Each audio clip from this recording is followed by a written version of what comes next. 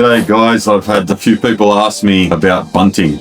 This coming into our younger grades that have passed T-ball and they're obviously hitting the ball in flight, and have a lot of parents say, why do you bunt? Why don't you just hit the ball as hard and as far as you can every single time? And it might be a good question. If we could hit the ball hard and far every single time, that's not always the case, and bunting does have its place as well. So just a quick and very basic explanation, just like everything I do, it's only for the very basic explanation. There's so many strategies for using all kinds of plays in baseball as you get up the ranks, and I'll talk about just for the introductory levels and those beginners playing baseball and ball in flight.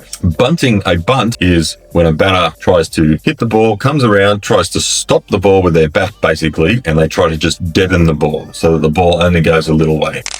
The idea of a bunt, and generally speaking, is you want to try and land the ball as far away from the fielder, the pitcher, and the catcher as possible. So I'll bunt straight down the third baseline where it's as far away from the pitcher as possible would be perfect, or straight up the first baseline. The different directions for different situations. The reason we would bunt, mainly because we want to move the runner over.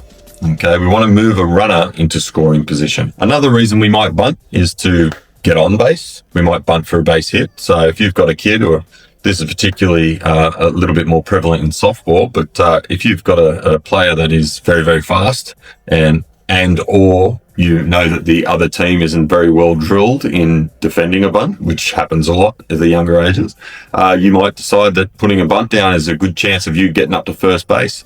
So sometimes a kid might put the bunt down and scoot up to first base and try and get himself safe. Second, when we have a runner on second base or third base, those two places are called scoring position. Now, a runner at second base has 80% more chance of scoring than a runner at first base. So it's very important that when we get a runner on first base, we move them over to second base. So for example, if you've got a kid that you know can put down a bunt and you've got a great hitter coming up next and we've got a runner on first base, you might put the bunt down, move that runner so that hopefully our next hitter hits the ball to the outfield and we can score him from second base. So bunting to move the runners over is generally called a sacrifice bunt or an advanced bunt. So you watching as a new parent, you might think, oh no, my kid just put a bunt down and they got out at first base, but that runner got to second base. And so his team will still be slapping him on the back and his coach will be very, very happy because his job is to move that runner into scoring position. Doesn't matter if he gets out. If he gets safe, that's a bonus.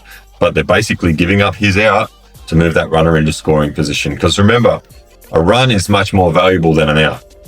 If each baseball team could trade one out for a run, so that means they got 9 runs per game, then they'd be pretty happy with that. The third type of bunt you might see, and not so much at the younger levels, is called a squeeze bunt. So a squeeze bunt is when we've got a runner on third base and we're trying to score that run. So it might be a really close game.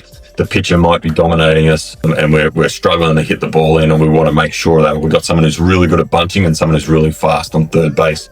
So it's a very risky play. It's usually done in the age groups where you can take a lead off the base, and the runner will usually take off running as soon as the pitcher starts their movement, and the batter has to come around and they have to get that bat on ball. They have to put that ball in play or at least foul it off. The worst thing they can do is let it go straight through to the catcher, and the catcher tags the runner out. So that's a squeeze bunt for people to score people home. All right, so that's the basics of bunting, just very, very basic overview of bunting. If you've got any questions or if you've got anything else in the comments that you'd like to offer our newbies, please put them down there and we can discuss it down there. That's it for today's episode of RBI Australia Inside the Game. Thanks for tuning in. If you picked up something new, make sure to share it with your team or hit replay. We'll be back soon with more tips, drills and insights to help you level up. And hey, don't forget to subscribe and hit that bell so you never miss an episode. Until next time, train smart, play hard and keep growing that game. Ever feel like it's hard to find good gear or a place that truly understands your love for the game? Sick of cheap stuff that falls apart or coaches who just don't get it? At RBI Australia, we're players and families just like you. We live and breathe baseball, and we're here to help you play better, train smarter, and love every minute of it. From top quality gear to expert coaching and a real baseball community, everything you need is right here under one roof. Shop online or drop into RBI today and get ready for your best season yet. Gear's moving fast this season, so don't wait. Grab what you need before it's gone.